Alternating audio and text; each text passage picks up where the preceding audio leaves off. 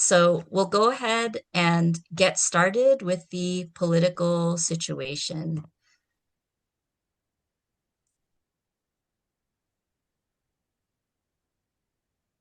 So we wanted to make sure that before we get into our program that we understand what's happening in the world today.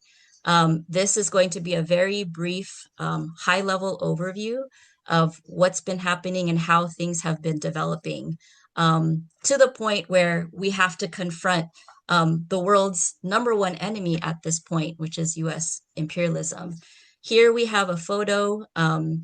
If folks remember Nikki Haley, who was the former UN ambassador from the US, and here she's writing on an Israeli bomb that says, "Finish them," a bomb that is headed towards Gaza in early 2024.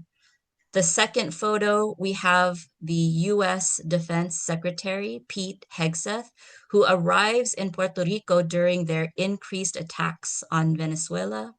And the third photo was taken during the Balikatan war exercises that are held in the Philippines, and this is the opening ceremony that happened just this year. Our political situation will be framed with how we understand the three fronts of war that are happening right now, but we know that it's not limited to this particular area. And we know what these three fronts of war, the presence of US military bases actually affects people globally. We'll also be highlighting the rise of US militarization around the globe with the increase of bases and participation of military games, as well as the transformation, modernization, and restructuring of current US bases. The use of alliances like NATO and the Quad are other ways that they increase their allies' defense with the interests of the US and theirs in mind.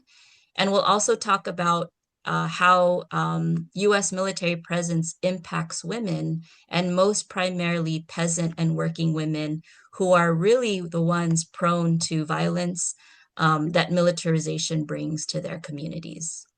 Next slide, please. Here is a map of where in the world there are US military bases and installations. Sorry, that should say in over 80 countries. So there are 750 US military bases in around 80 countries around the world. The US has a budget of $350 billion, which is more than the next 9 countries with the biggest military budgets combined. So we can see just the sheer spread of US military presence around the world, and also the amount of spending that goes into the US military. And we need to understand how we came to this point. Next slide, please. If we kind of break down and understand what's happening in the world today, we like to explain the situation in terms of the framework of the three fronts of war. These are the main locus conflicts that are happening globally, where there's concentrated efforts and wars of aggression that are currently going on, which we are, I'm sure, all aware of. We know that Trump is continuing his allyship with various military alliances like the JACUS, Quad, AUKUS, JAFIS, and these are agreements that were upheld during Biden's term. These are military agreements with many of his allies in the Asia-Pacific region and in Europe.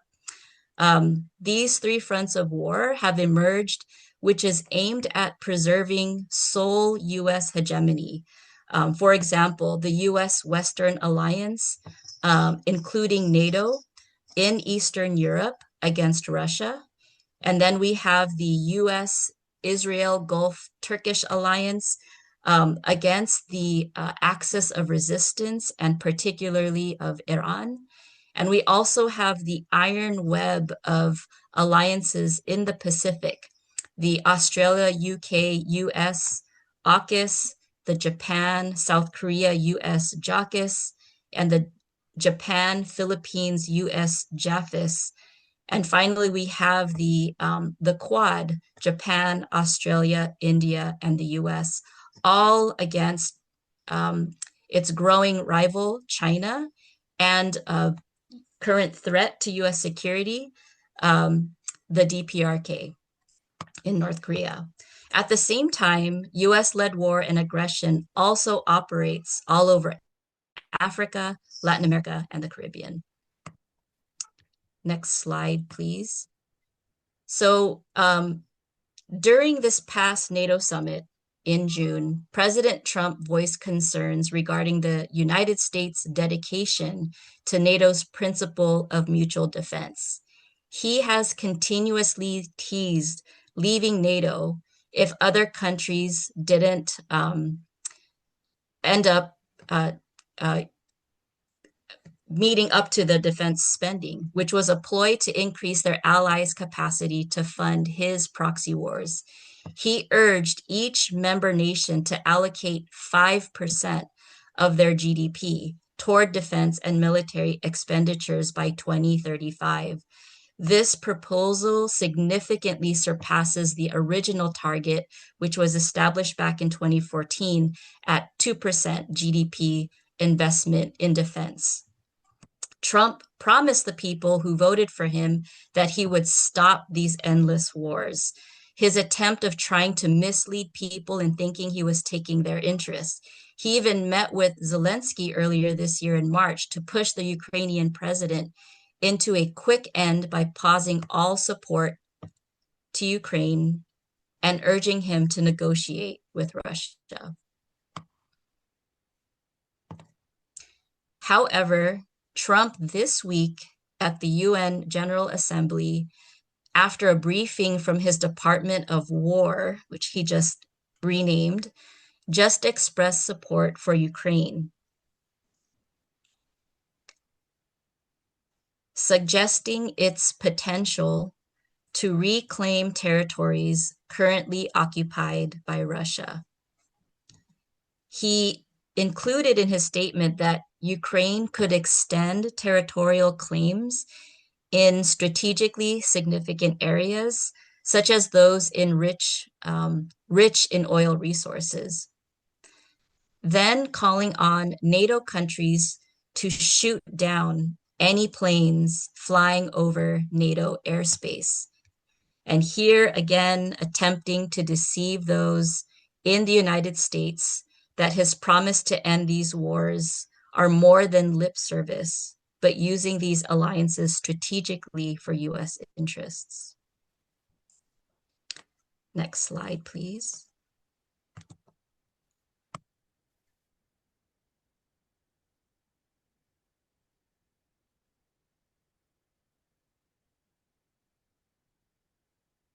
So here in the Southwest Asia and North Africa regions, Iraq hosts the Ain al-Assad Air Base, supporting Iraqi forces and NATO missions, and the Erbil Air Base in Kurdistan, which provides US and its coalition a secure site for training, intelligence sharing, and logistics. Both bases are key operations in maintaining aggression against countries and communities opposing the US and Zionist occupation in the region.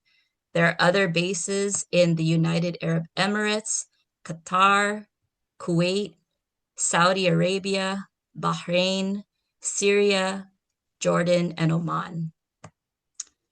A listing of US bases and installations in the West Asia region cannot be complete without mentioning the presence of the Zionist entity Israel, which is nothing but a frontline genocidal entity parked in the Middle East, North Africa region to protect the interests of the US and its allies, like a de facto US military base. The primary target of this base is to protect the oil and gas resources in the region and to violently suppress any uprisings that question U.S. interests, as well as to guard the maritime routes connecting the U.S. and Europe to Africa and Asia. The U.S. has a military base called Site 512, equipped with a long-range radar facility whose main function is to monitor any ballistic missile launches by Iran or other anti-imperialist forces in the region. We see a lot of expansion of bombing by Israel into the region, including in Palestine, Tunisia, Qatar, Lebanon, Yemen, and Syria. Netanyahu painted the image of quote unquote Greater Israel at the 2023 UN General Assembly that included other portions of surrounding countries. Since the launching at the G20 summit in 2023, the region leaders still have a big interest in the India, Middle East, Europe Economic Corridor, or what we call IMEC. IMEC features 3 pillars that integrate existing future infrastructure: a transportation pillar, the corridor's backbone, integrating rail and maritime networks, an energy pillar with interconnected energy and electricity infrastructure across continents, and a digital pillar providing new fiber optic cables and cross-border digital infrastructure. So IMEC would provide a clear alternative to China's Belt and Road Initiative. It would create additional incentives for states to normalize relations with Israel, open new markets for US companies, shape regional coordination in strategic sectors, and deepen the US Gulf alignment. Next slide, please. Now, in the Indo-Pacific region, which has been a priority region of the US since its pivot to Asia plan, and part of why this is over 60% of US fleet and troops are based in this region, with Japan having the highest number of troops, US troops abroad. There are multiple angles to target the the DPRK and China, using their partners through the JACUS and JAFIS. Ulchi Freedom Shield, which is an annual summertime military exercise, just ran this past August from the 18th through the 28th in Japan, I believe. And then Freedom Edge, which just concluded this past September 9th, which are trilateral exercises between the US, Japan, and South Korea, also just happened off of Jeju Island. In Japan, Pete Hegseth, the current US Defense Secretary, visited earlier this year with Japan's defense chief, during which they agreed to add more personnel to the US Forces Japan headquarters and to accelerate efforts to strengthen the deterrence posture of the US-Japan alliance. Hegseth stated that the USFJ will be reorganized into quote-unquote war-fighting headquarters, increasing its staff and giving its commander the authority needed to accomplish new missions.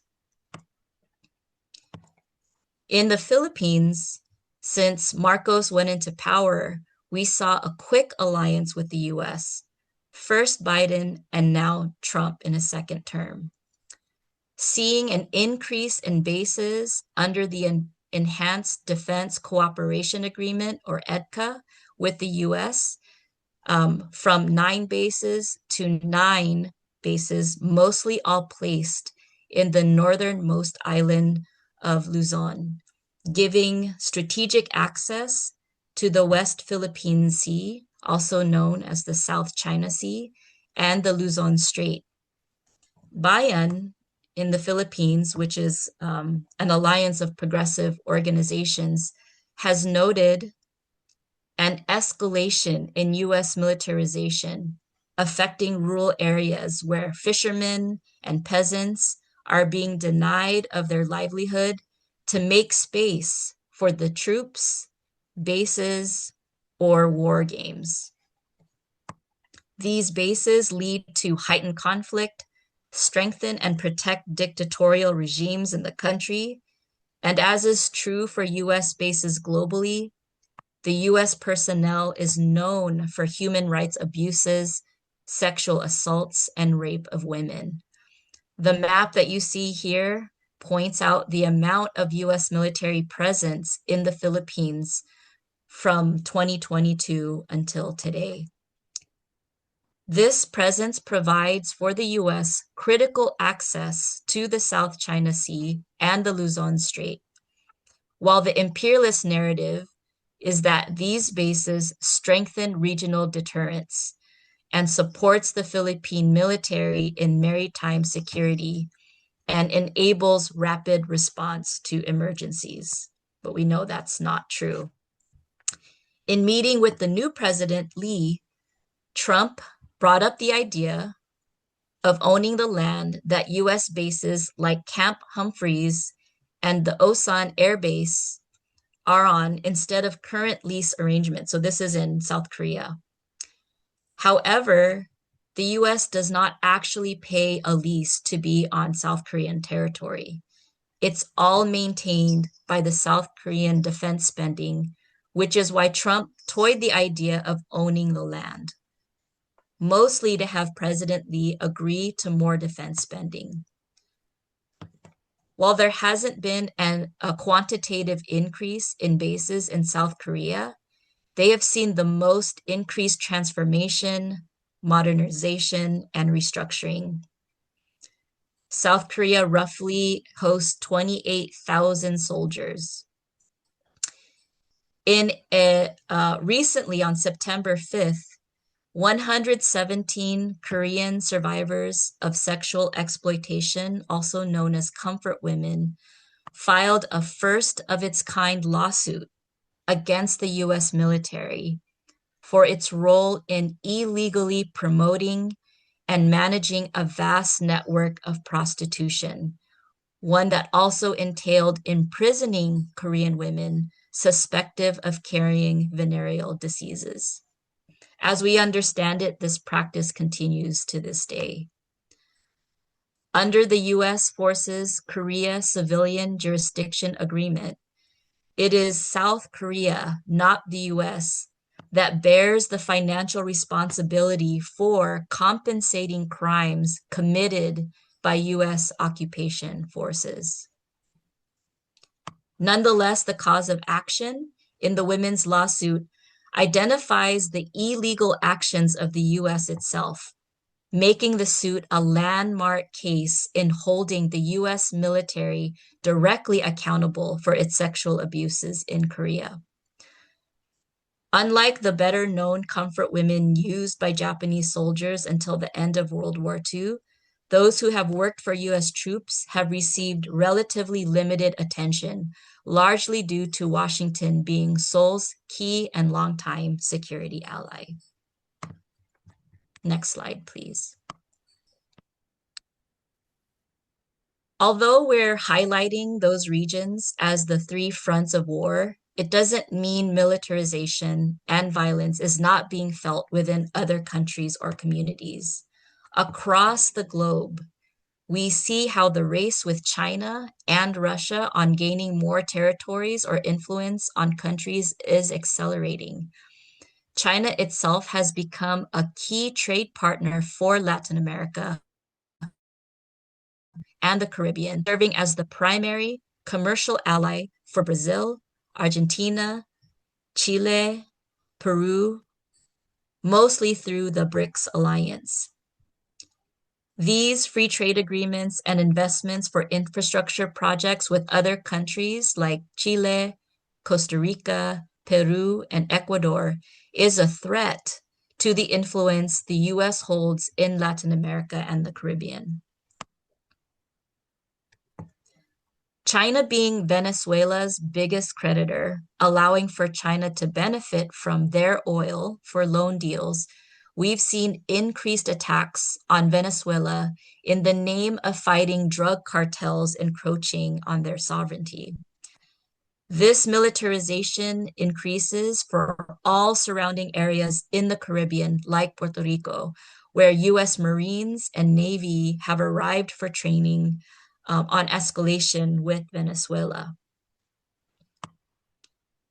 Marco Rubio, the current US Secretary of State, had trips earlier this month in Mexico and Ecuador, securing deals with both countries on defense. Rubio marked Ecuadorian cartels as terrorist organizations and invested 13.5 million designated for fighting cartels, with an additional $6 million worth of unmanned aerial vehicle drones for their Navy as a way to consolidate their relationship. This act of desperation shows that they need more partners in the region or to consolidate their existing relationships in the region so they have a lead against China. It shows the need for US security cooperation runs deeper than warships in the Caribbean. They're playing a territorial game against China. There are countries that are just allied with China and others who are entertaining both global powers. However, in almost all situations, these countries are accepting unequal agreements in the name of fighting terrorism.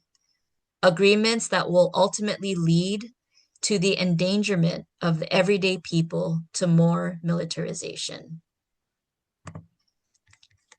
Next slide, please. So we know that the impacts of US bases are costly to the people, their land, and especially women. Can we get to the next slide, please?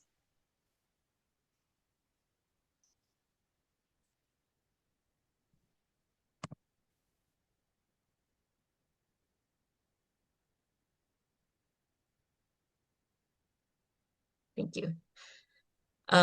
Here we can see clearly the major impacts, violence against women, attacks on livelihood, environmental disasters. For comfort women, mostly from South Korea, but along other countries like the Philippines and Indonesia, these women have suffered gravely from the impacts of US military presence in their countries. We have the major landmark case of Jennifer Laude, who was killed by Marine Scott Pemberton in the Philippines in 2014. She was a Filipina trans woman who was essentially choked to death because she was essentially trans. And although he was indicted and served some time, the US military and US government advocated for his early release. And so justice was never fully served. On the attacks to the livelihood of people, many of these communities are given little to no or mostly none any kind of warning about military exercises that are happening in their areas. And one day, suddenly, they're forced to not be able to cultivate their harvests. They have reduced access to ocean waters to fish, or they're displaced from their place of work, like markets, causing destabilization in their families, in their communities. In Gaza, you see markets trying to remain open, and on the other side, the rubble that many are trapped under. Many indigenous communities are displaced from their ancestral lands. The US military has polluted land, freshwater sources, and marine ecosystems throughout the Puerto Rican archipelago for decades. Most recently, the rebuilding and expansion of the Army National Guard's installations in Salinas threatens drinking water supplies for the municipality's nearly 30,000 residents. Many times, the countries do not reserve money for projects to help prevent major impacts or emergency relief. But we know that women and the people are not sitting idly by. They are standing up and they're resisting. The ruling class, these countries, would have us believe that women are simply collateral damage and justification for war and militarization, and that women are weak and need protection. In reality, women of the oppressed classes are a powerful force in the resistance against wars. Oppressed women are a critical part of the movement to end wars of aggression around the world. And here you can see from all walks of life, women participating in protest actions, advocating for their rights at different international gatherings, meeting with parliamentarians, or even taking up the ultimate form of struggle because they're forced to defend themselves and needing to participate in armed revolution. Next slide, please. So since the beginning of EWA's formation, our campaign against war has been the center of EWA's work. We have our Women Against War campaign with these major objectives that we enjoin all grassroots women's organizations to participate in. These objectives include educating women on the ways that the US military perpetuates violence against women. Our campaign seeks to expose and oppose the true impacts of militarization on women. We also seek to mobilize women to oppose US-led war, militarism, and these bases and violence against women. And we hope to continue to grow our alliance, recruit more organizations that are opposed to these wars of aggression. Some of our campaign calls and demands: no war on women at home or abroad. We know that many times women and other activists and peace-loving people are taken in as political prisoners. So we say free all political prisoners. We want to continue to fight to end all wars of aggression, stopping the US war machine, upholding national sovereignty, ending sanctions, ending military occupation, and our calls and demands can go on and on. For this campaign, our main targets, right? We've talked a lot about the US military bases, the military presence everywhere around the world, but also targeting its military alliances like NATO, AUKUS, the Quad, also targeting the governments, right, that are complicit in this. Aside from the United States government, the Zionist entity, Israel, and India, and other major imperialist forces around the world that are waging these proxy wars and allowing these military bases onto their lands.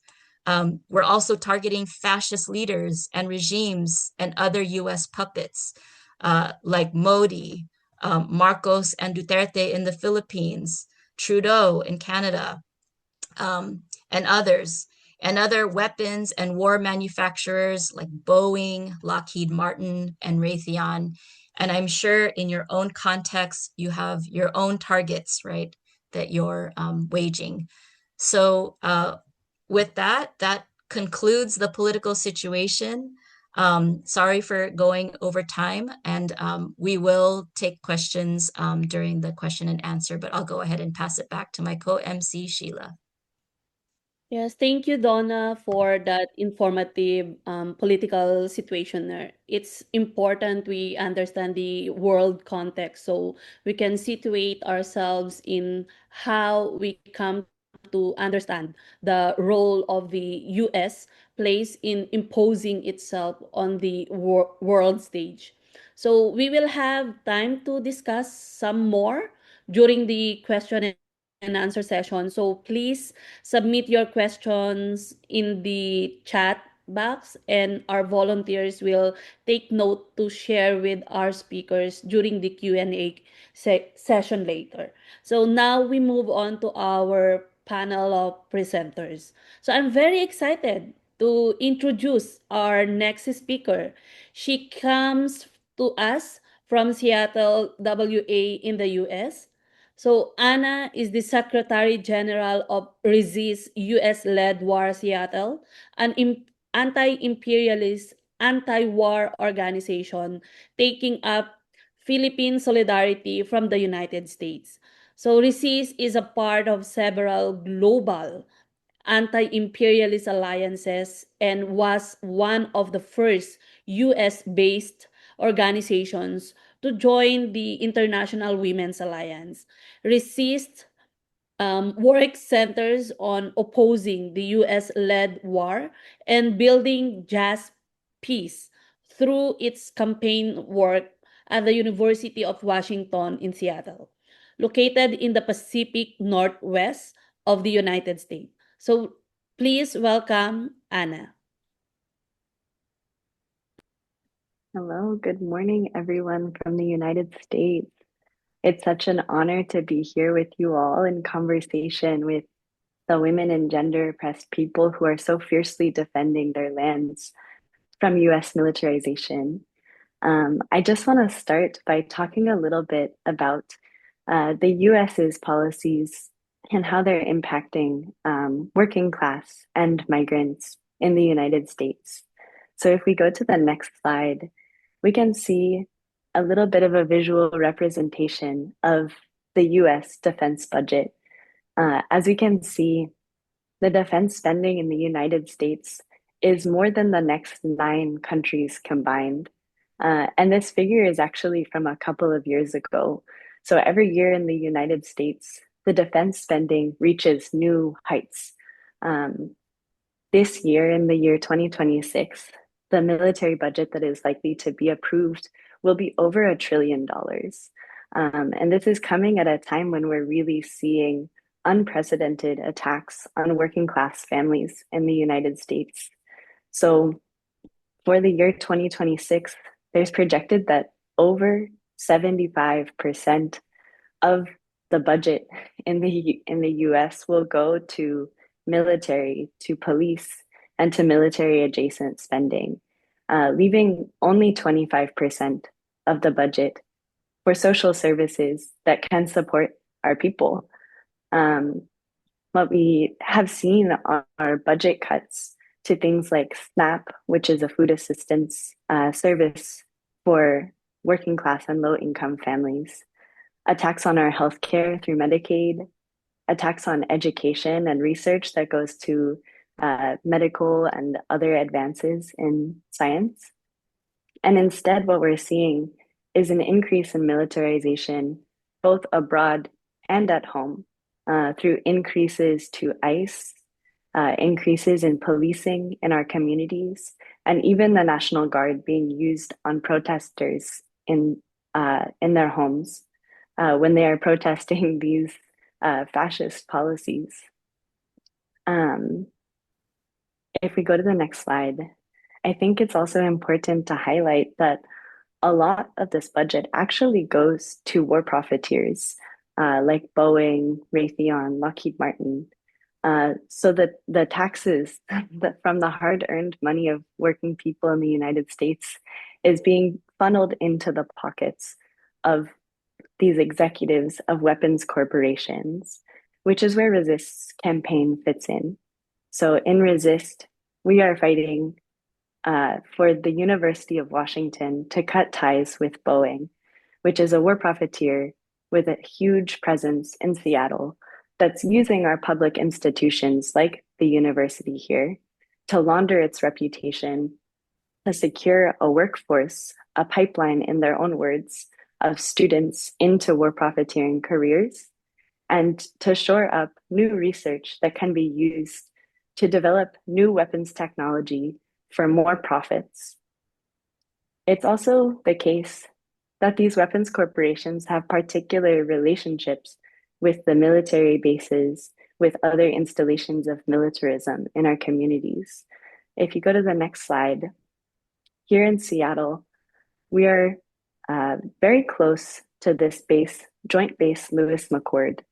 It's one of the biggest military bases in the world, and it's the US Army's main projection of power west of the Rocky Mountains, so on the west coast of the United States.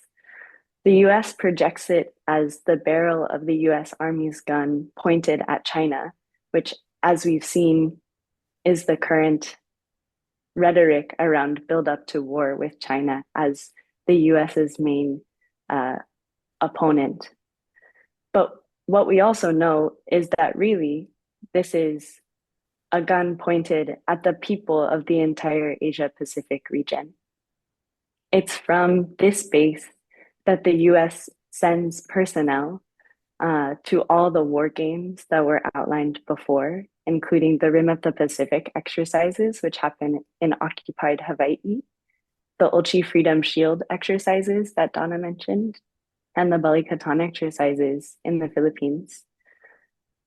A lot of the weapons that war profiteers like Boeing are contracted to make are sent from these bases to be used around the world in US's strategic imperialist agenda of war. Some of the impacts here locally include the land grabbing from indigenous communities. So the Nisqually people have lost most of their reservation to form this base, Joint Base Lewis McChord. We know that this is a reality for many indigenous people around the world whose lands are grabbed or aerial bombed or are in other ways stolen to force people from their land in order to install military bases. JBLM is also a site of rampant sexual and domestic violence against women, youth, and LGBTQ plus folks. There was actually a recent US Army audit that found thousands of cases of domestic violence that go unreported due to discrepancies in reporting systems and general underreporting for fear of retaliation or loss of necessary services like healthcare or housing. We know that the servicemen who are sent abroad are often perpetrating violence against women in the places they are sent from JBLM. It's also the case in the US that people are funneled into working in the military because of the cuts to our education, to our healthcare, and other basic needs. People can only fulfill those economic needs by joining the military, where there is also rampant sexual assault within the system itself. Particularly at JBLM, we have found the base to be involved in deportations of migrants as well. They house Boeing military transport planes that are then used to deport migrants from our communities. So we're seeing the relationship of weapons corporations where they're giving weapons to different countries that are then being used to attack the people or being used in these war games that are forcing people to leave their land or not allowing for the economic necessities in different communities.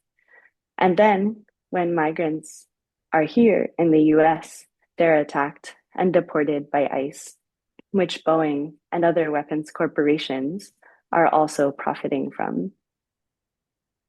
What we know is that the US military needs weapons corporations to enact their imperialist agenda and reap their profits.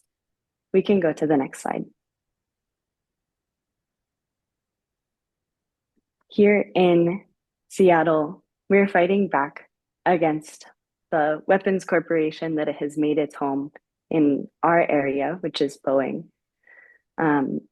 We've identified the importance of exposing and isolating war profiteering corporations as a key tactic to shrink the US military industrial complex in its wars of aggression, to stop equipping and arming these bases that are springing up all around the world.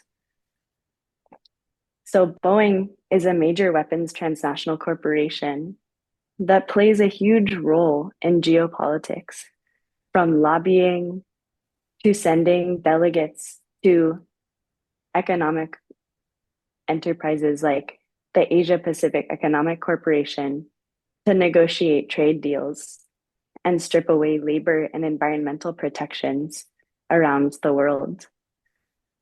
We've identified the importance of cutting ties from our public institutions. So we're based at the University of Washington, where we are working to expose the relationship where Boeing actually pays to be able to influence the curriculum and create a pipeline of students into their workforce. What we've found from tabling, from researching through Freedom of Information Act requests, is that Boeing spends millions of dollars, and in return, the university allows for them to suit the curriculum to advance their own corporate needs.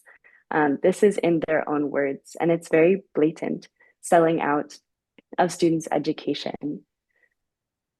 Resist has, for the last 3 years, been tabling, doing teach-ins, doing mass mobilizations to expose that the Board of Regents and the president at the University of Washington are not working in the service of students or workers, but rather of weapons corporations that are eking out profits from the labor of these students and workers. We have an active petition where we are showing community support for cutting ties with Boeing and instead replacing the funding with pro-people alternatives. It's been really inspiring to see students linking arms with workers to oppose neoliberal policies that are selling out students and their education and selling out workers and their demands and needs for better labor protections at the university, because we know that all of these issues are linked. If you go to the next slide, we can also see an action from a couple years ago where we were able to shut down the first day of a major defense supplier summit happening in Seattle, where Boeing was attempting to shore up supply lines, supply chains to continue their war profiteering. We held a mass mobilization and we're actually able to scare the Boeing executives to an extent where they decided to go online rather than hosting their panels and discussions and networking in person, which has a material impact on their ability to continue to profit on war. If you go to the next slide, Resist has also been involved locally in exposing Joint Base Lewis McChord alongside other organizations. So here we are. You can see this little green sign is actually the entrance to the base. So we're standing just off of the base to really expose the nature of these military bases in enacting global violence, as well as the violent impacts it has on our own communities. If you go to the next slide, we also have been involved in sending members to confront and expose and call to cancel war games like the Rim of the Pacific exercises, and calling for US out of everywhere, really. You can see in the next slide again, another uh, another mass mobilization that we held just off of Joint Base Lewis McChord. So, just to close, want to really share the continued building that the US working class and migrant women are doing to expose militarism in our own communities and abroad. Donna mentioned earlier that Trump has renamed the Department of Defense to be the Department of War, which reflects what working class and migrant women have always known to be true. The US military does not protect or defend the interests of working people in the United States or abroad. Instead, it enforces the interests of the ruling class at the expense of the rest of us.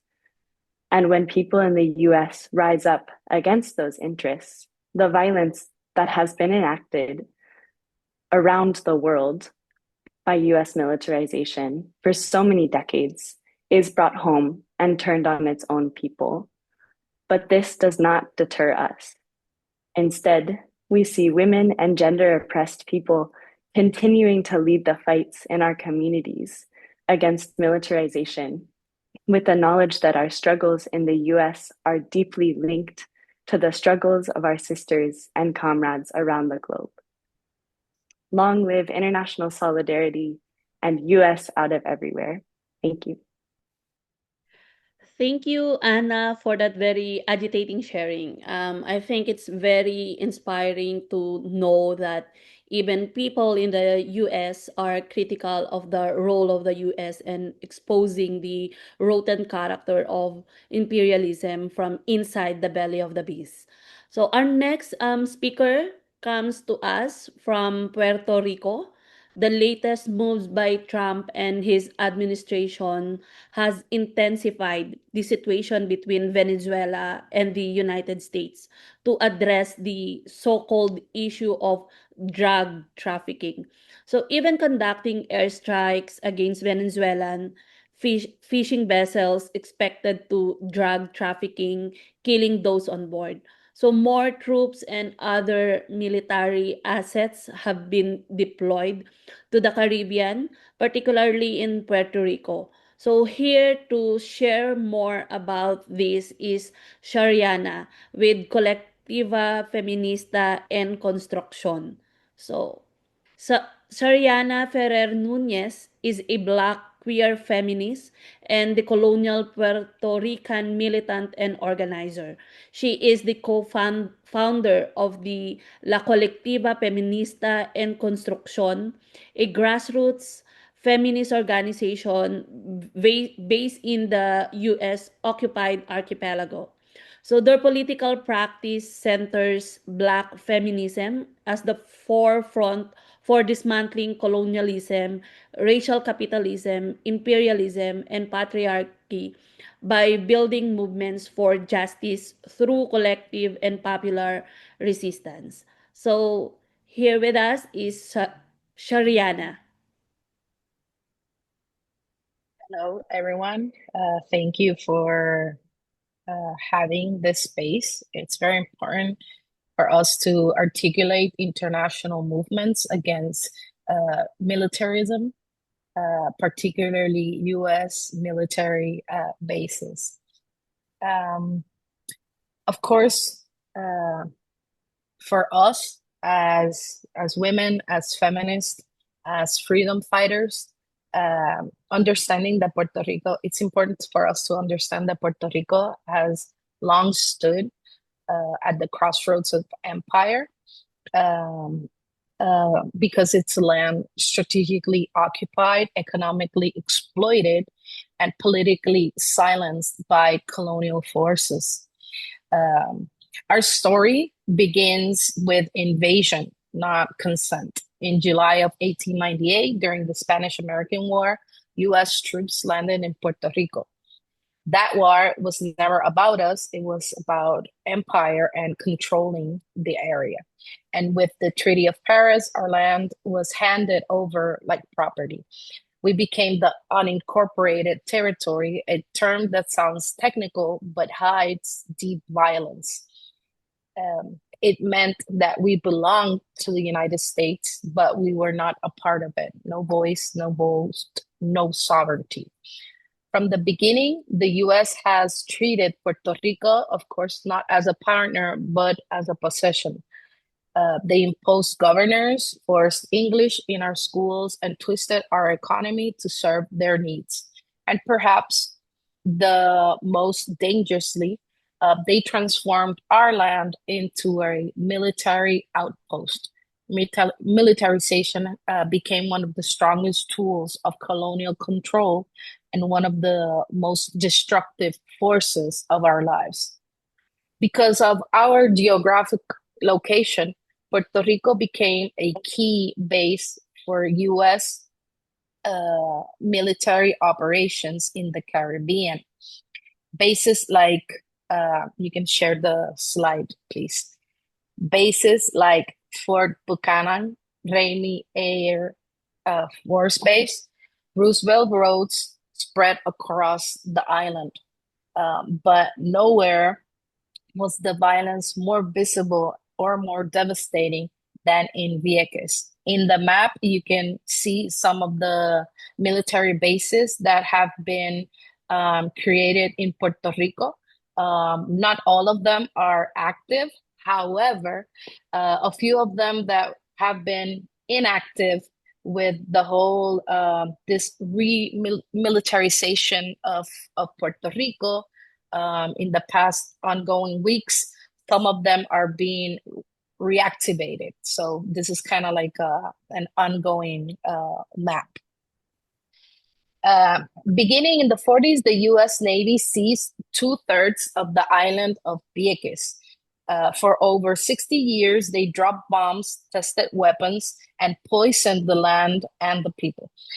They used napalm, depleted uranium, and other toxic chemicals without our consent. The result was environmental destruction, toxic exposure, and public health crisis that continues today. High rates of cancer, respiratory diseases, and reproductive health problems are not accidents. They are a direct legacy of US militarism. We observe how alarming US militarism is escalating, not only against Puerto Rico, but also toward our sister nation, Venezuela, and how our island is being used as an operational base, a trampoline for these actions. So what is happening now? The US has recently escalated military operations in the Southern Caribbean under the guise of fighting drug trafficking. On early September, the US struck a Venezuela-linked vessel to an international waters, allegedly tied to El Tren de Aragua gang that killed 11 people. The US have deployed 10 F-35 stealth fighter jets to Puerto Rico, increasing aerial capabilities in the Caribbean region. Also, naval buildup, warship, marines, and amphibious training is ongoing in Puerto Rico, and it has increased. From our standpoint, Puerto Rico is being used in multiple ways as a platform to this aggression to Venezuela by deployment, as a deployment base, right? Stationing jets that can quickly move from Puerto Rico to a quick launch capability into Southern Caribbean, including areas, near Venezuela. And this amplifies the US projecting force with a very short lead times.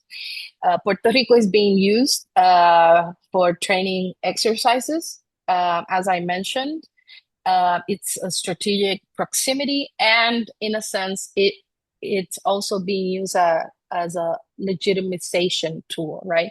Framing Puerto Rico as a key node in this counter-narco operations helps the US justify its military presence here under the rhetoric of combating illicit trafficking, but often obscures the larger geopolitical and imperial motives. Next slide, please. So let us be clear. This is not a democracy.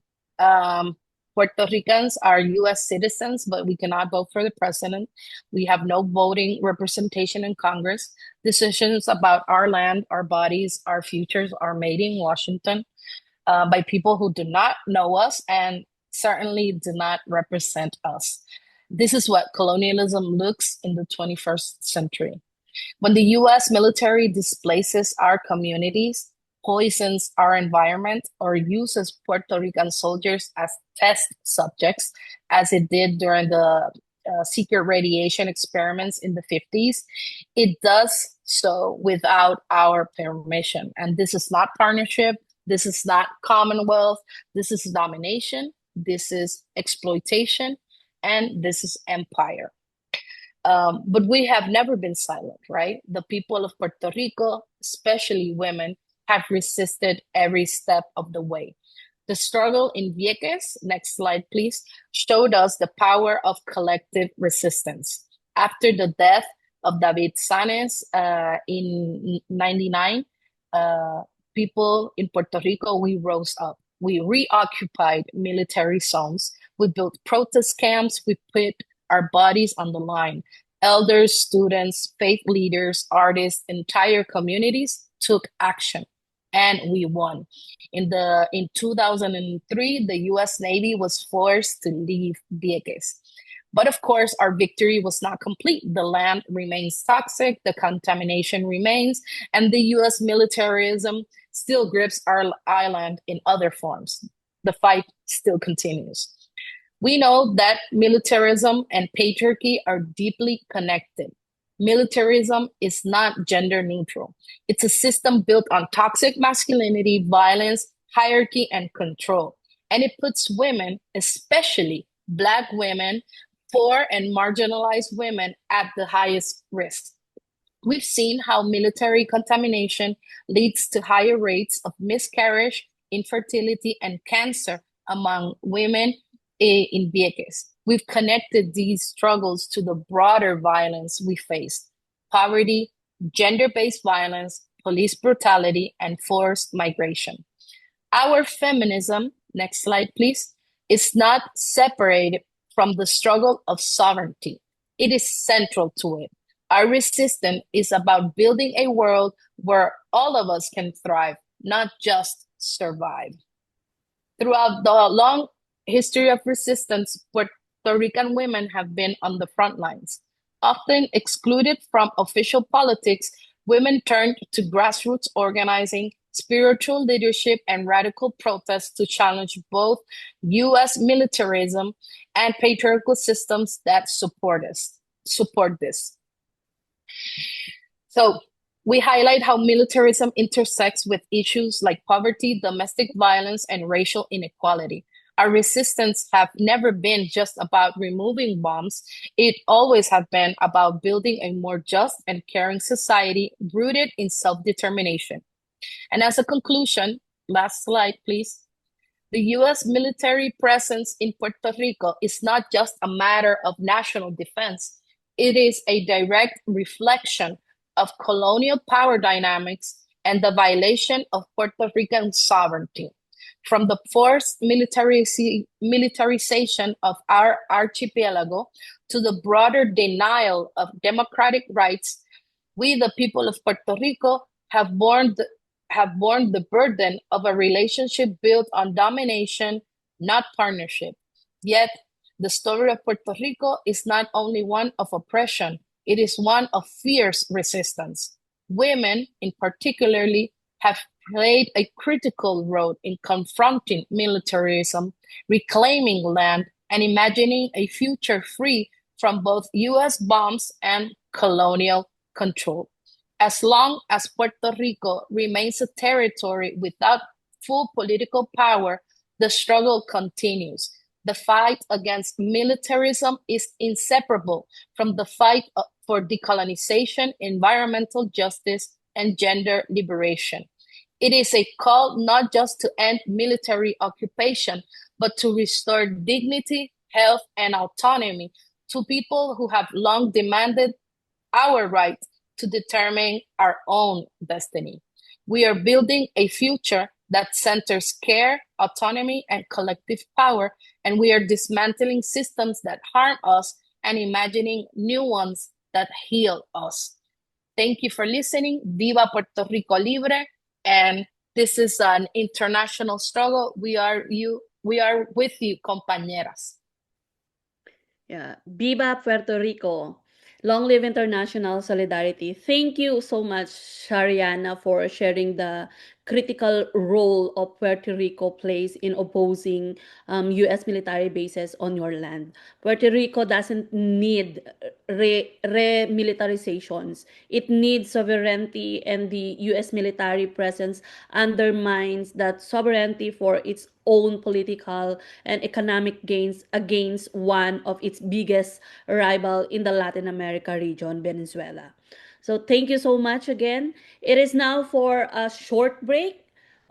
Please take care of your needs. Use the restroom, get water, and also get your food if you don't have yet your dinner or breakfast, and also enjoy this short video about the campaign of to resist US bases. So please come back in 5 minutes. Thank you.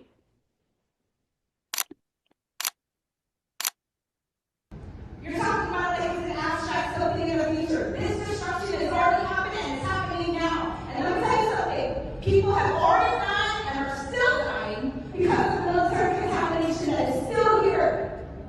Hi, my name is Andan Bonifacio. I'm the chairperson of Bayan USA and also the Bayan International Officer. Ulla Klötzer from Women for Peace Finland, but I'm also active in Global Women for Peace, United Against NATO. I'm Donna Danina with the International Women's Alliance. I'm Nina from Bayan USA. Bonjour, je suis Suzanne Dufenbouch, coordonnatrice du mouvement Wall Pied Noir ici au Sénégal. Je m'appelle Marie Botti et je suis vice-présidente de l'Alliance internationale des femmes. Bonsoir, je m'appelle Zangé Lucrèce. Je suis membre de World Beyond War, chapitre du Cameroun. Je suis camerounaise. Hi, I'm Kimmer Gomri, coordinator of Montreal for a World Beyond War in Canada. I'm Susanne Urban from the Women's International League for Peace and Freedom.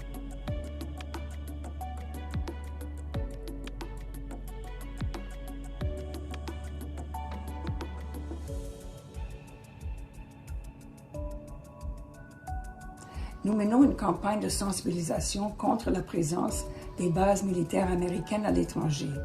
We're resisting U.S. military bases. We're here outside the Philippine Consulate in San Francisco demanding U.S. bases out of the Philippines, out of Asia Pacific, out of everywhere. I strongly oppose the U.S. military bases in Norway and in our city of Bergen. I strongly oppose all U.S. military bases, wherever they are in the world. Here resisting U.S. military bases. Women unite! Against war and militarism! Cela n'a rien à voir avec la paix dans le monde. C'est pour assurer la subjugation des pays, avoir accès à leurs ressources et influencer les politiques intérieures et extérieures. La présence de ces bases et la militarisation qui l'accompagnent augmentent les incidences de violences faites aux femmes et bien d'autres maux. We will soon get 47 U.S. military bases to the Nordic countries that have been countries of peace, and 15 of them will be in Finland. Et je m'oppose fermement aux bases militaires américaines parce qu'elles alimentent non seulement le conflit, mais également elles menacent la souveraineté des peuples et empêchent la paix durable. And the Philippines itself is one big military base for the U.S. We know that these corrupt politicians are all serving the interests of U.S. imperialism, further opening up our country to military bases. I'm being arrested for protesting the military and our government funding foreign wars that do nothing to keep American citizens safe. We spend billions on missiles and fighter jets for other countries, while we have homeless veterans and starving children in our nation. Estamos haciendo un llamamiento a toda la población de Puerto Rico. Esta es la tercera de nuestras manifestaciones frente a las bases militares. Estamos aquí en Ceiba. El reclamo es que no se utilice a Puerto Rico de punta de lanza para invadir a ningún pueblo. que respetemos la soberanía de los pueblos. Because under the guise of safeguarding peace and security, their presence negatively impacts these countries, destroying their land and livelihood, increasing instances of violence against women. Je m'oppose contre les bases militaires américaines dans la mesure où ils peuvent provoquer des conséquences environnementales telles que la pollution, la destruction de l'écosystème, également des conséquences sociales telles que la violation des droits de l'homme, sans oublier les pertes en vies humaines. Merci. The region where my family is from, Ilocos, is heavily militarized. The oceans are being bombed, communities are being denied livelihood, and the Filipino people deserve better. We are the second iron chain. We are not disposable.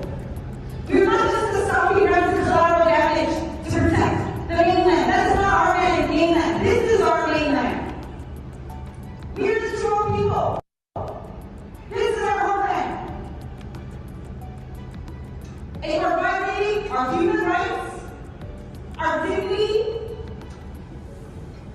and our indigenous rights. With every single incident of contamination and destruction. I resist U.S. military bases because they represent the attempt by the world's most violent state to increase its dominance in the world. Canada currently has 4 existing plus 3 planned military bases on foreign soil. In addition, Canada has 4 NORAD bases. These total 11 bases exist only to participate in US-led aggressions. I urge you to unite in this campaign and in other campaigns against this military madness of US bases spread all over the world. The US bases militarize our society, so close the bases, bargain against military bases. Donc, ensemble, disons non aux bases militaires et oui à la paix. And we not want nuclear reactors here. And we not want civilians as a target for war. We refuse to give first right community. And we demand justice, sovereignty, and land back.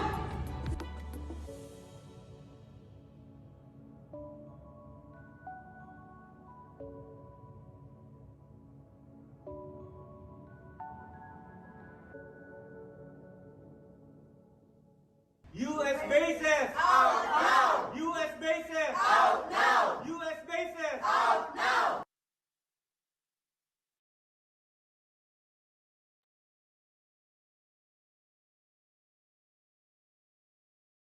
Great. How do folks feel now after that agitating video and 2 of our incredible speakers? Do folks feel agitated, ready to continue resisting U.S. military bases around the world? Great. We hope you found that necessary break fruitful. We're ready to come back. Welcome, everyone. We'll now continue with our next speaker, who comes to us from Okinawa in Japan. The U.S. military presence in Okinawa is primarily due to its strategic location, which is crucial for U.S. security interests in the Western Pacific, especially in response to threats from China, North Korea, and Russia. The Asia-Pacific region serves as a vital hub for international trade, and the U.S. is intent on securing its own political and economic interests against its rivals. To learn more about the impacts of these U.S. bases in Okinawa, we have Keiko Yonaha. Keiko was born in Naha City, Okinawa. She is a professor majoring in English language education. She retired from Mayo University in Okinawa in 2019. She's currently involved in peace activities while teaching debate and interpretation methods part-time. Please welcome Keiko.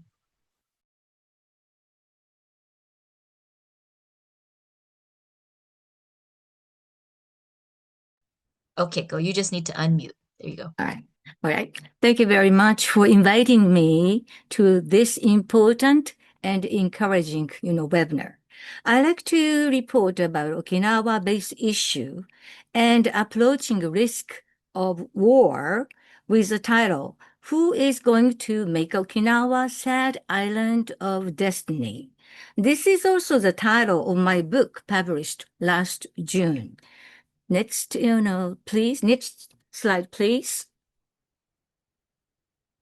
Okay, so please allow me to start with a brief history of Okinawa. And the Battle of Okinawa started with the intense naval gunfire, which is called, Iron Storm later. And in this war, 1 in 3 or 4 Okinawans died. Totally more than 122,000 people died. And it was a war described as hell by the U.S. soldiers. Next, please. However, this hell continued for Okinawan people. Okinawa from 1945 to 1951 was forgotten island that does not belong anywhere.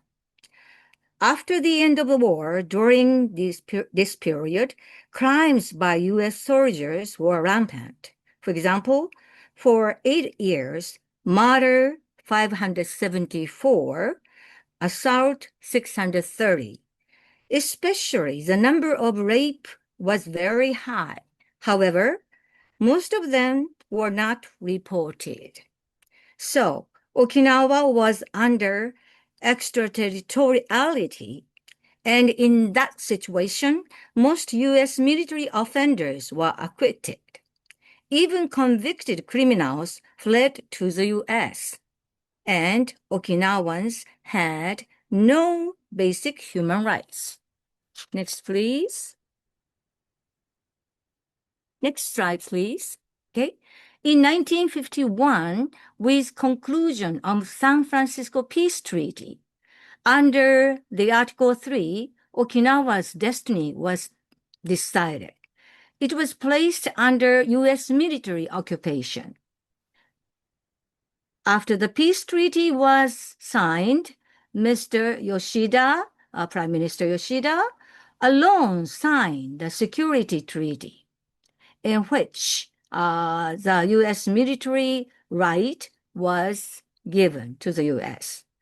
Maintain U.S. forces in any locations in Japan, which continues to torment Okinawans. Next, please. In 1950s, with a budget from the U.S. government, U.S. military forcibly seized land, while residents were put into internment camp. Returning from the camps, people found their homeland had vanished. People resisted, of course, but were defeated by land seizers with bulldozers and bayonets, and some were forced to move to Bolivia. Next, please. So, unable to endure such U.S. occupation without basic human rights, Okinawa called for reversion to Japan because of mainly 3 reasons. It wished to be under the peace constitution. Now, did you? Okay, what is it? Just a moment, here. And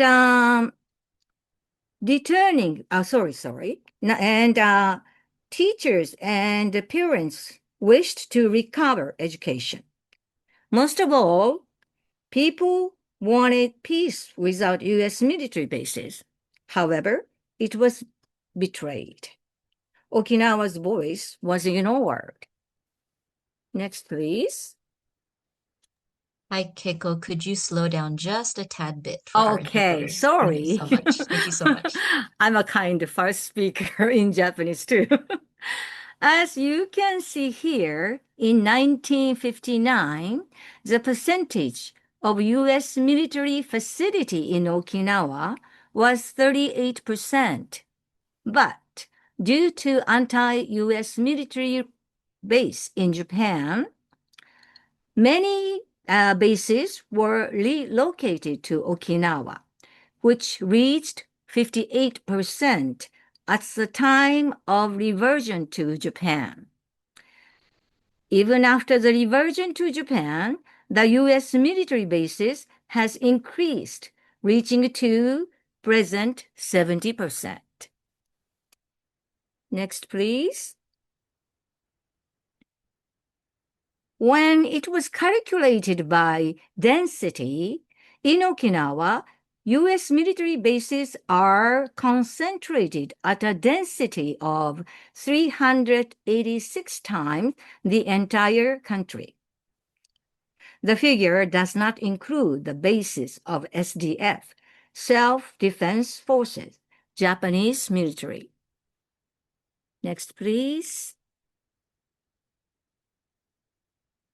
U.S. military occupied mainly the middle part of Okinawa, as you can see, which are rich in water. For example, in Kadena, its 82% is occupied. And in Ginowan City, whose center is occupied. Noise pollution is very severe. People cannot sleep at night. People suffer from various illnesses caused by such pollutions, noise, PFAS, and other chemicals. So, we are being forced coexistence with the military bases. Next, please.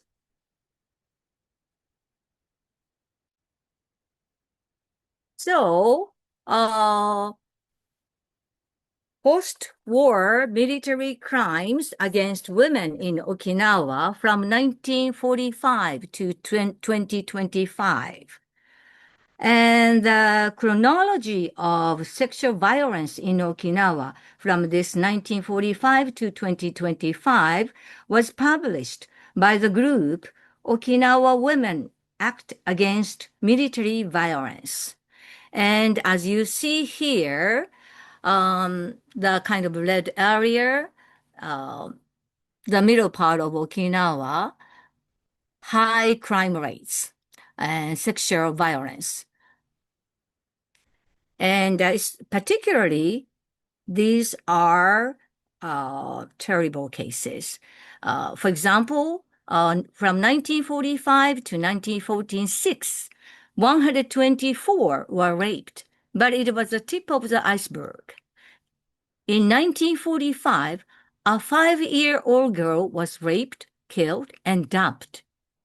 In 1949, a 9-month-old baby was raped and killed. In 1996, a 5th grader was raped by U.S. soldiers. This kind of, famous one. And 2023, just recently, a girl under 16 was raped. But we found it was covered up for 6 months by the Japanese government. Next, please. So local newspaper agency published all the, sexual violence cases in the newspaper. It's the kind of, from 1945 to 2024, just recently. So, too many names. Okay. It was titled, Robbed Dignity and Life in Japanese. Next, please. In such situation where Okinawa is still suffering from the existence, presence of the military base, both of US, not only military US, but also Japan, in 2021, we were surprised by the news that Okinawa will be the front of the war on the grounds of Taiwan emergency. It was just like a kind of, gift for the Christmas Eve, because it was the day of Christmas Eve, kind of from Japanese government and US. Next, please. So, according to the bilateral defense planning of, US and Japan, there is a strategy called EABO, EABO. It is a kind of strategy to victimize residents. It's a strategy to use residents as shield. As you can read here, from the inhabited island, joint forces attacks the enemy by high mobility artillery rocket system, and they quickly move to another island and attack again, a process that is repeated. It is called expeditionary advanced base operations. So clearly, it is residents who receive its counterattack.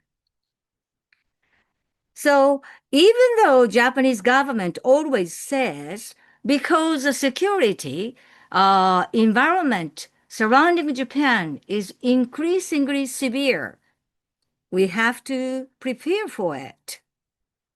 No, reality is, as you see here, it's Japanese government and the US posing a threat to China. Okay, and next, please. And this is surface-to-ship missile, moves around the island, firing from various places. And also in many kind of isolated islands, not only mainland Okinawa, Japanese government deployed many SDF bases newly. Next, please. Joint use of the bases. So it was a kind of key word for the 2+2 document. And joint use of the bases by US and Japan, because became clear in Okinawa. From the year of 2022, this was almost completed, I think. And they are ready to take action. US-Japan joint operation. In this operation, it is clear that SDF, Japanese military, is under the control of US military. Next, please. War is planned and manufactured, as you can see in the history of the world. Here in Okinawa, the mood heading towards war has been created by Japanese government. I kind of, gave some examples here. J alert test at midnight, emerging camouflage colored SDF personnel, and SDF personnel participating in the festival. And also on the net, Okinawan hate speech has increased. As I explained, intensifying joint military exercise, increasing missile deployment, laws increasing regulation and monitoring citizens have passed.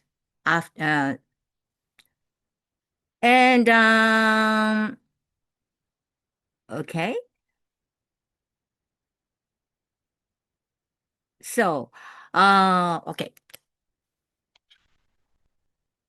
Let me move to the next one, please.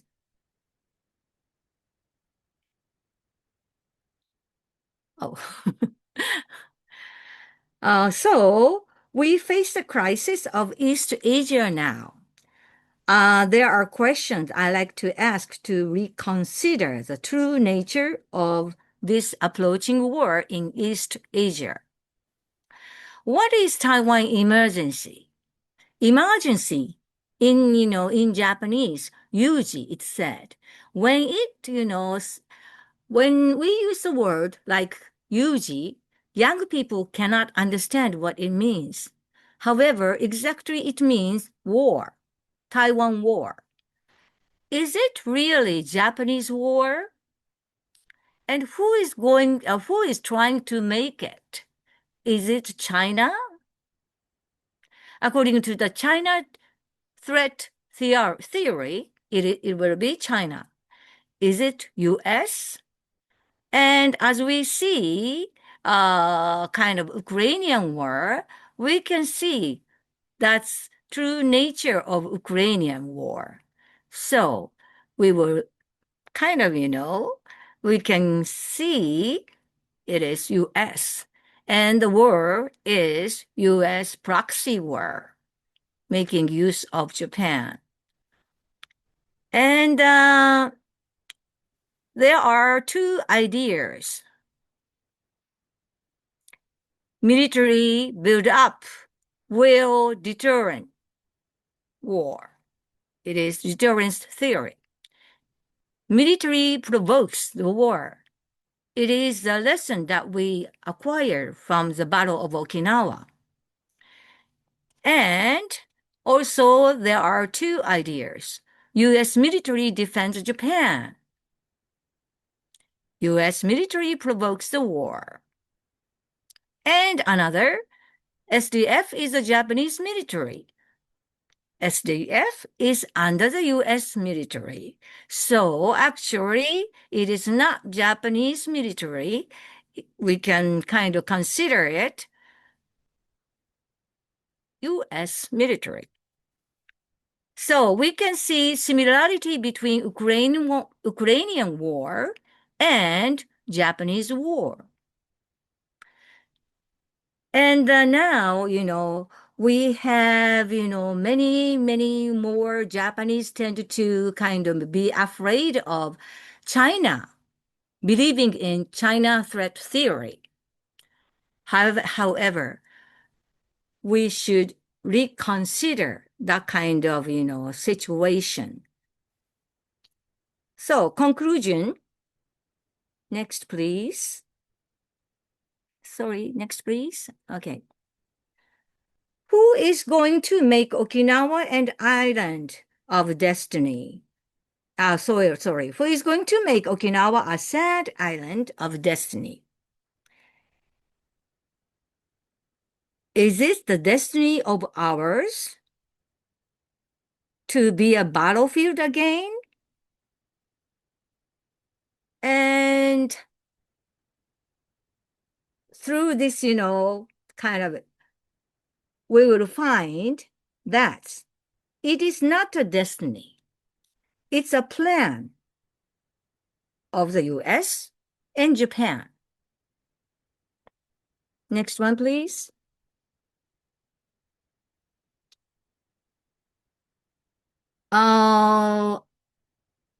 As I introduced, I belong to several, organization, civic, peace activities to stop fortification in Okinawa. And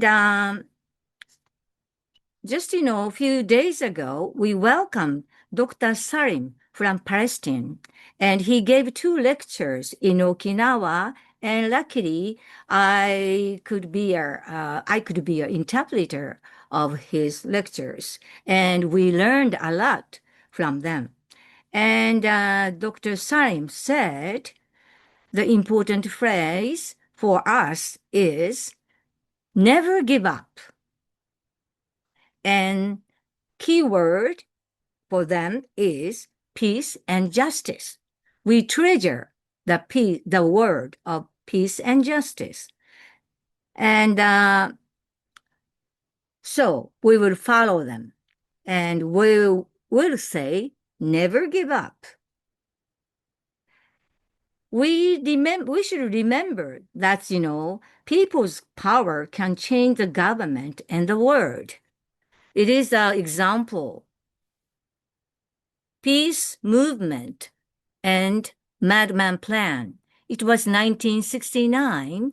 2 large anti-war rallies defeated Madman Plan to expand the war and use nuclear weapons in the Vietnam War.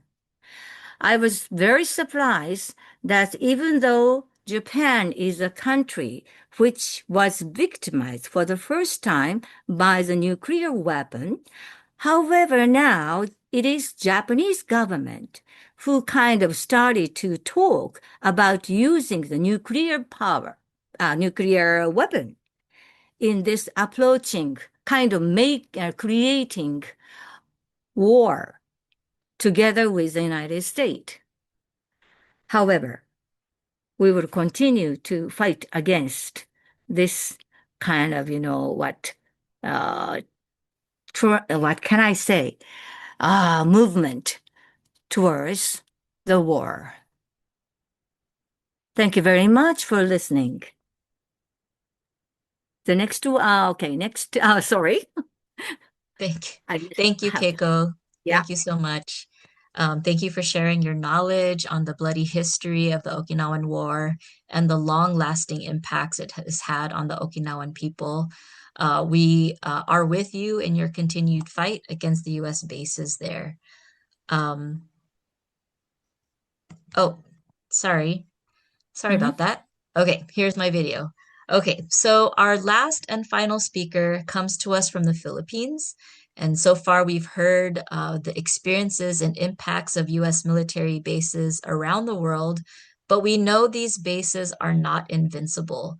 People have blocked bases from being built in Korea and Japan, and they have kicked out military bases in French and US bases from Senegal, Chad, Burkina Faso, Mali, and Niger. And we take inspiration from the people in their relentless fight to remove foreign bases from their lands. So to share more about these successful victories, we have Emmy De Jesus to share about US military bases being expelled from the Philippines in 1991. Emmy was one of the founding members of the Gabriela Alliance in 1984, which is the largest progressive alliance of Filipino women in the Philippines. She was part of the Gabriela National Secretariat from 1986 until she was elected its Secretary General and later its chairperson in 2010. And she had the opportunity to represent the Gabriela Women's Party List, which was recently reinstated in Philippine Congress from 2010 to 2019 in the 15th, 16th, and 17th Congresses. Currently, Emmy is one of the chairperson emerita of Gabriela Alliance and is the elected chairperson of the Gabriela Women's Party List. Please welcome Emmy. So, start video. Cancel ko to. Hi, good morning or good evening as the case may be. Again, thank you for having me in today's webinar. And firstly, I would like to give my appreciation to Donna's political situation. Really, it was greatly appreciated in as much as some background in regards to U.S. imperialists' relation to the Philippines was already mentioned, no? And it was quite extensive. And hearing the first three speakers, whose inputs already gave a very clear interrelations of our situations and struggles. It is indeed inspiring that international solidarity is alive and dynamic. And when I was invited to give my speech in this webinar, actually, I clarified for the second time because it's quite different from the three sharings because it will be focused on a very specific campaign which Gabriela led and the other women's groups participated in ousting the U.S. military bases in 1992. I want to be corrected in that because my initial paper submitted says 1991. So practically, it is quite, I would say, a tactical battle was won, no? Because we know that the fight is not over yet after the 1992 ousting, because the Philippine Senate did not um, concluded the end of the treaty or ended the treaty for the presence of the two biggest military bases in the Philippines. One is naval and one is air base, both located in Central Luzon. So I have to emphasize that there are two main points that should be considered in our fight against the for the ousting of the U.S. bases. First point is what principles or political stand were used as guide or framework in our U.S. bases out campaign. This is very important, no? And in fact, this was used and should really be kind of continuing guideline in our campaign. First point is how we impart and highlight the role of Filipino women being part of the whole society. That economic, political, and socio-cultural situations have their impacts on women. And we should recognize that majority of women belong to the marginalized sections of the population. Thus, so many issues have to be addressed for their upliftment. And they should be part actively. They should be an active part in the people's struggle, especially on issues brought about by U.S. imperialism. Second point, there was sharpening of the distinct impacts of the presence of the U.S. bases to women and children. I think some of the sisters already also mentioned this in their experiences. The Oust Bases campaign was the fight of the whole marginalized sectors. And some experiences from the former Clark Air Base and Subic Naval Base were significant social costs. We were able to highlight significant social costs, especially to women and children and the marginalized sectors. First, and it was also mentioned by our former speakers, the war culture brought by the presence of military personnel is always equated to the culture of violence, bringing forth why rest and recreation becomes a justified need for the soldiers. And as such, normalizing women as commodities. And the experiences of the comfort women during the Second World War in the Philippines, Korea, and China were testimonies to this phenomenon where rest and recreation normalizes the need for the soldiers to have. And we know for a fact that this is also a very, very wide venue were various forms of abuses to women and children, especially sexual abuses happen. So in the past years that the bars became very popular in the areas where we had the former bases, it became suddenly an industry where women were continually being prostituted and abused. The next point or the next impact that we highlighted during our campaign were health issues arising from the presence of these bases. Most significant was the entry of AIDS and other sexually transmitted diseases.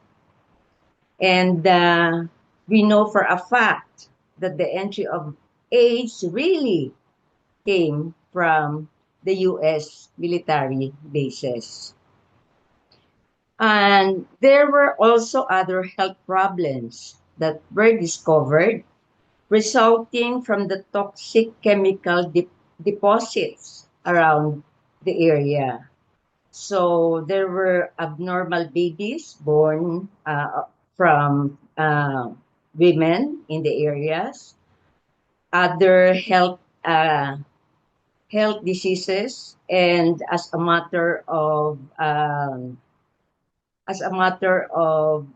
reality, toxic wastes was one, no, were causing those health problems. And then the third specific impact we highlighted were the occurrences of quote-unquote accidents resulting from military exercises where soldiers do their practice around the areas. Some cases were exposed to the public that it was indeed alarming because children and from peasant and the families around the bases were victims of these accidents, no, coming from the exercises conducted by the soldiers. Another highlighted impact on the presence of the military bases were the thousands of American children left by the American soldiers. And we learned that from one of the studies that there were around 30,000 of them that were left. And this is indeed a very big social issue that needed to be addressed until now, because we know how bleak the future for these children would be. And what happened from 1992 and how many years until now? There should be, and there are researches following up the situations of these American babies. And on the third point, we use as our guideline, as our principle, is we should really expose the role of the people of the government and from big local and foreign businesses who acted as puppets to the US in exchange for their gainful status, of course, politically and economically. So during that period, we have had, of course, the former President Marcos until when he was ousted and President Cory Aquino took over in 1986, it was very apparent that still the national government is nothing but a continuing puppet of the dictates of the U.S. imperialists. And we found that this principle was indeed important because you really have to identify who your enemies, the primary enemies at the international level and at the local level. These enemies that bring miseries to the Filipino people. And the fourth principle that we carried as a guide in our campaign was clarifying what women meant by our call for a just and lasting peace. Because this has been always distorted and is still being distorted until now. Because women are, they say that women should be the forerunners of efforts and programs to have a peaceful country. But we really have to clarify during our campaign what we meant, no? What we meant by peace. That this peace should be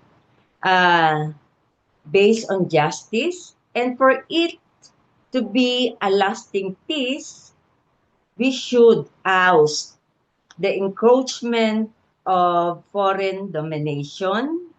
We should end foreign domination and especially foreign domination through the use of their military programs. And going to the second part, so again, the 4 points that were significantly guided us or used as our framework that I mentioned, indeed, should really be a continuing principle until now in doing our campaigns against U.S. imperialism. The second point that I would like to share with you in our experience were the necessary components that were employed in carrying out our campaign. Of course, number one is education and public information, which I think should be the core of any campaign. And using our framework, various modules, education materials were used in our discussions to reach out not only to our members, but more especially to the general public, especially when we have a very problematic media. And of course, the best form that you can really reach out is through organizing discussion groups at the local level and doing the discussions, educations, and sharing with them their experiences also. The second component that we employed is the continuing research, and data gathering. Inasmuch as what I was sharing was the experience from 1984 until 1982, no? During the Oust US Bases campaign, a lot still have been happening during the time. So there was a necessity that from time to time, we should go down where the bases were located and talk to the affected local population there and listen to their approaches and listen to their experiences and current situations. And of course, also calling out our experts, no, in regards to continuing research, not only what's happening in the Philippines, but also at the global level. So researches coming from our uh, friends from the other countries were used, no, as references, no, to update our campaign. The third component, I think, which I had personally had a lot of many experiences, is calling for mobilizations and militant actions. And these mobilizations and militant actions should be led and dominantly participated in by women, because it really became notable to the general public and the media when women were the ones leading militant actions. And also, where women in front of the symbol, no, of U.S. imperialism, the U.S. embassy in the Philippines was attacked by women conducting their action in front of the U.S. embassy. Indeed, uh, was a symbolic statement how we resist and U.S. imperialism, and how we call, how we do, and how we really want to have the U.S. military bases out of the Philippines. And during these rallies, we also emphasize that speakers really should come mostly from speakers should really come from sectors who were mostly affected, such that women workers, peasants, youth sectors delivered, no, their fiery speeches, and really coming from their own experiences in regards to the impact of the presence of the bases and their wish for a future without foreign encroachment, no, and dictation, really gave, I would say, real flavor, no, to our advocacy, because you can imagine that these women really coming from the marginalized and most oppressed sectors, speaking and fighting, no, for the ouster of the U.S. bases. And during this rally, we were challenged to be as creative as how we could really be um, more challenge in putting forward our message through different forms. So there were cases that our actions through our, I would say, attires, were already symbolic, or we did some dramatic actions where we put some peasant women chained uh, at the at the U.S. Embassy gate, and did the program there, and symbolically uh, end the program by cutting the chain, no, of our symbolic women who were victims of U.S. imperialism. So actually, a lot, no, can be shared, but um, I really wish, no, that I can have more time on sharing these practical experiences in regards to mobilizations and actions. The fourth component is, until now, is a very good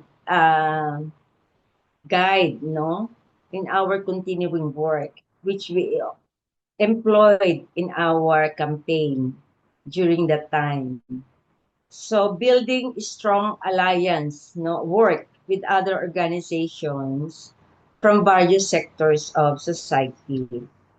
So professionals from the academe, legal professions, churches, other NGOs concerned on environment, human rights, and other pro-people issues were enjoined to be part of activities or to be included women formations against the U.S. bases. And during discussions or fora or study sessions, some of them were asked to be resource persons and give their stand and share with them, share their solidarity with the women fighting for the ouster of the U.S. bases. And I think this was one period, no, where alliance among the different sector was very successful, because if even unity with them on the basis of fighting for sovereignty of the motherland. In the Philippine culture, it is very symbolic, no? The use of motherland or the Philippines as the symbol for she is called, no, Inang Bayan. So uh, the patriotic spirit was very easy, no? Easy unification from among our allies. And I think the fifth component that proved to be that was employed and resulted to our expansion is how to do consolidation of our existing members.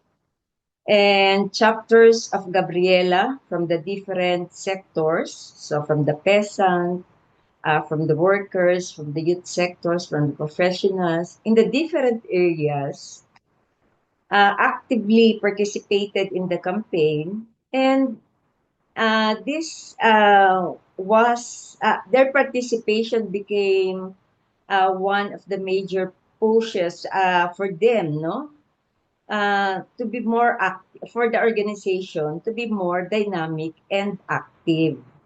So through organizing various activities at the different levels, So, resulted to a more consolidated chapter and organization.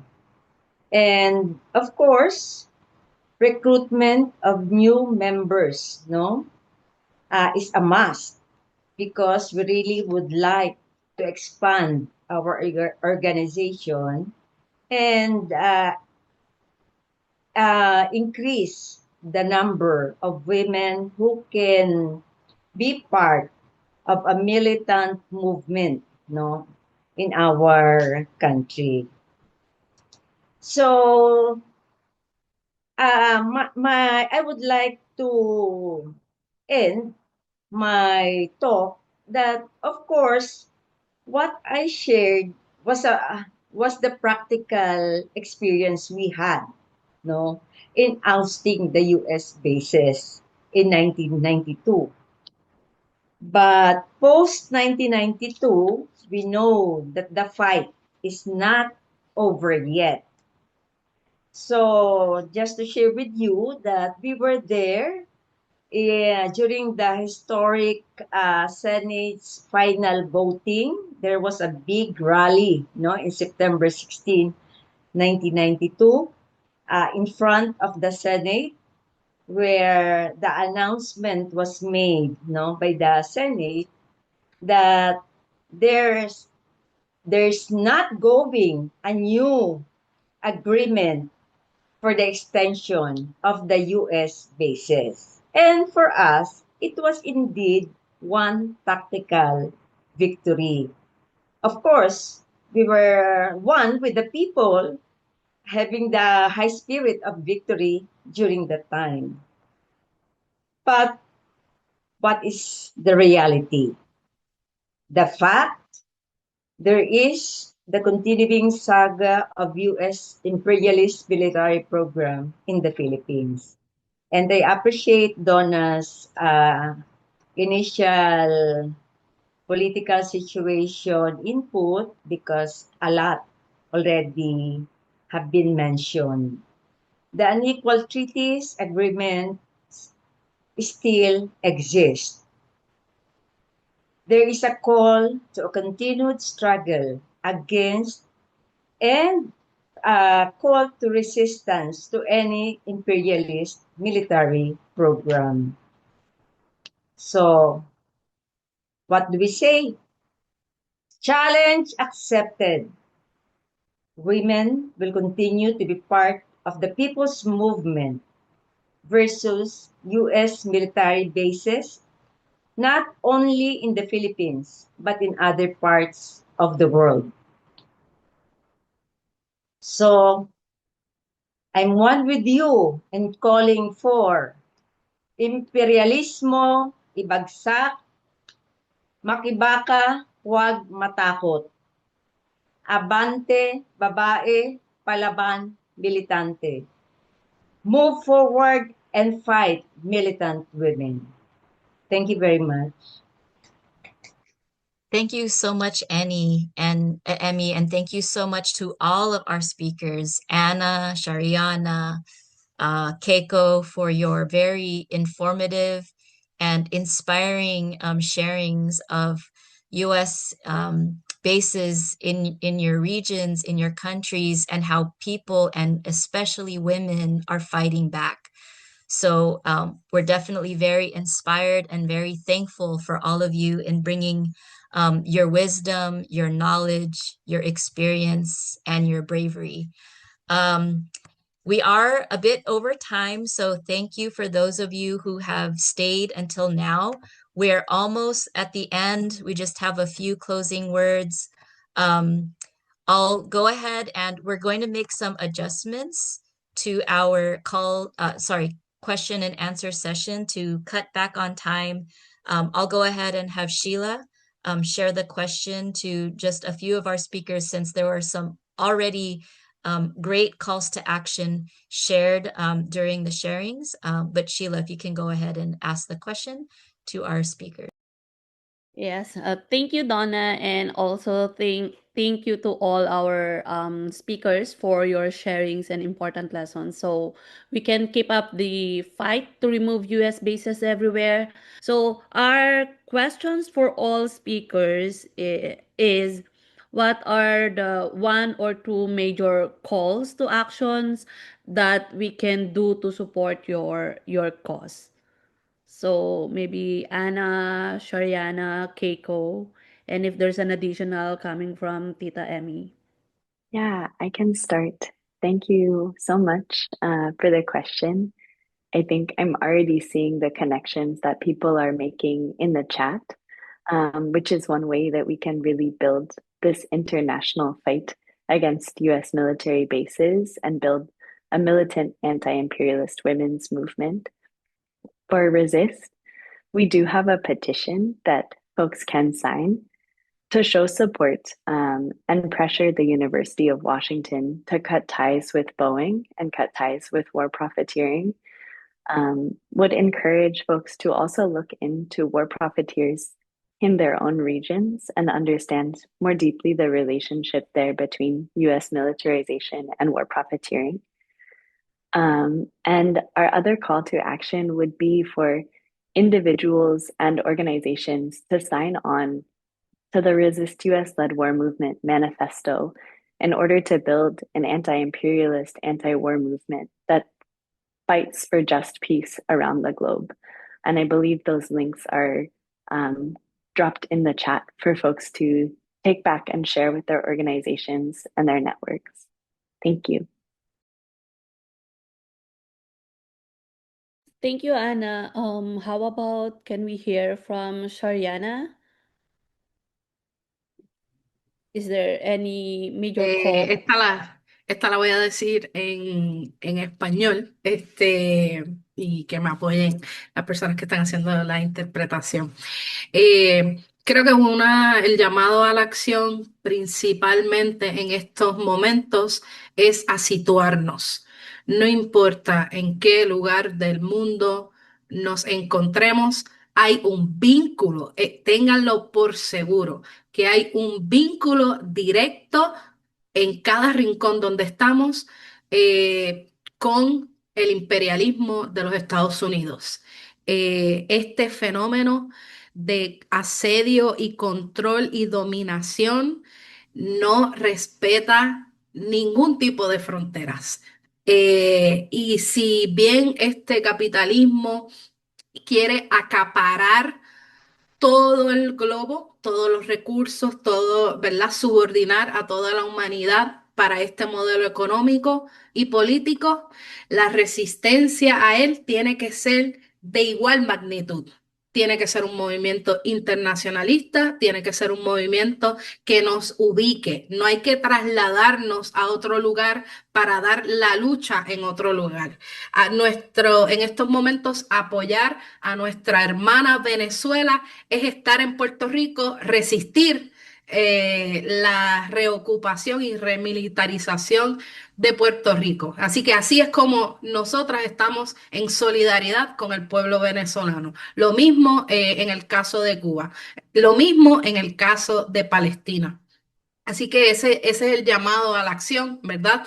A utilizar todas las herramientas que tenemos para poder vincularnos unas a las otras y resistir desde donde estamos, para así poder tener un bloque internacionalista mucho más fuerte, mucho más engaged, ¿verdad?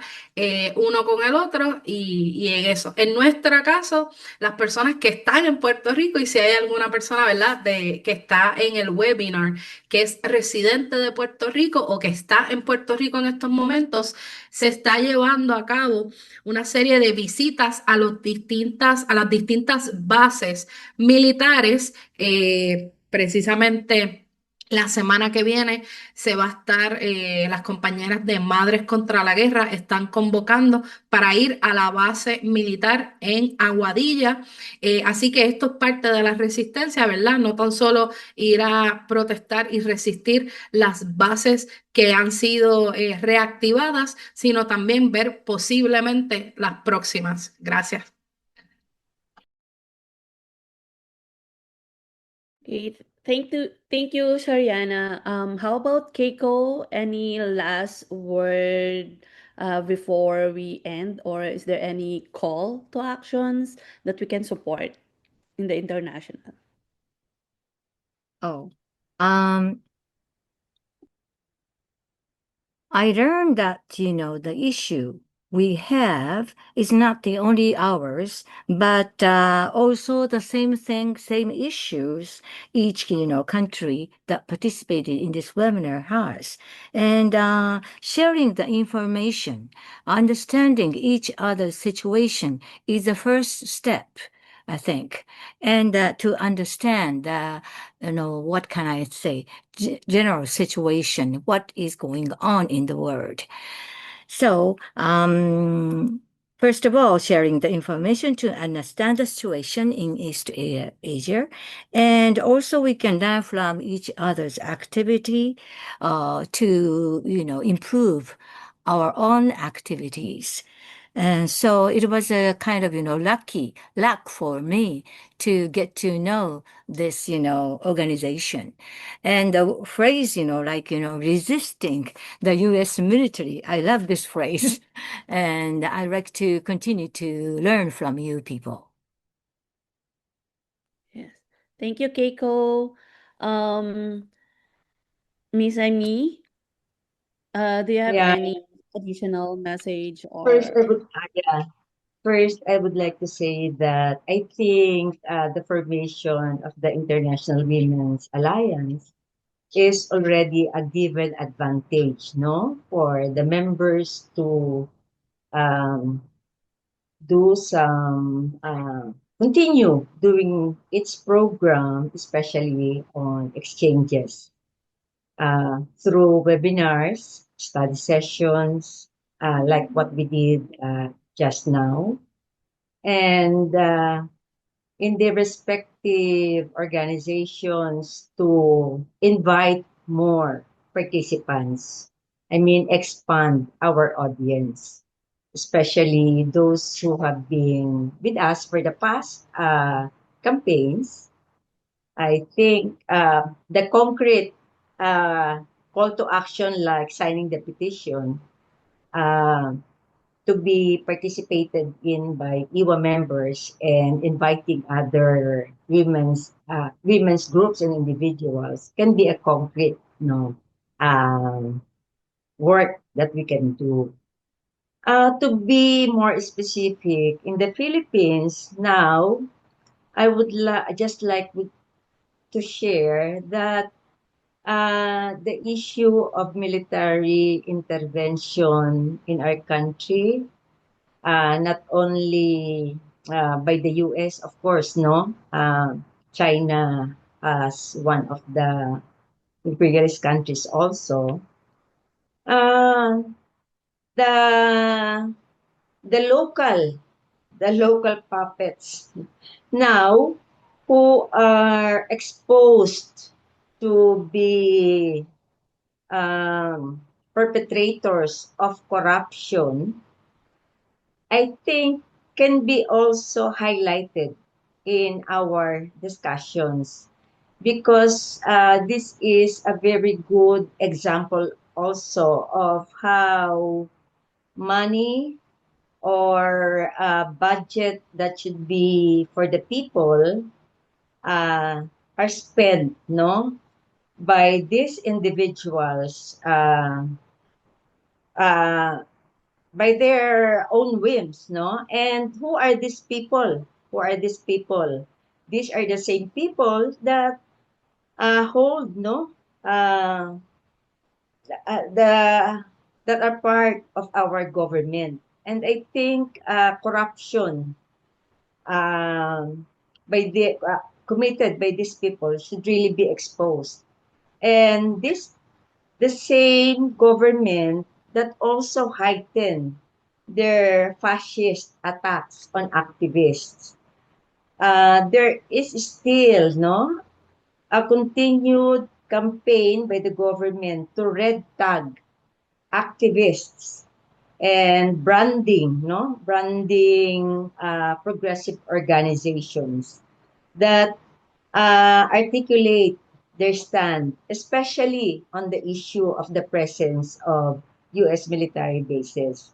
I think this should be part of the data and the analysis which we can share in our exchanges. So that's all.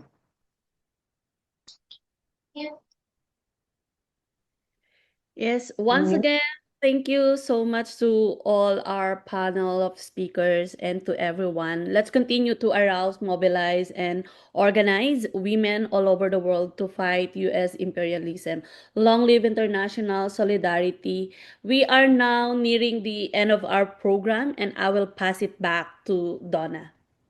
Yes, we have a surprise guest and a special message to be shared. I'd like to invite Richard Lobo, who's an official from the Venezuelan embassy based in the Philippines, and is here to deliver a message from the Honorable Vice President of the Bolivarian government of Venezuela. So please join me in welcoming Richard Lobo to read a short message of solidarity.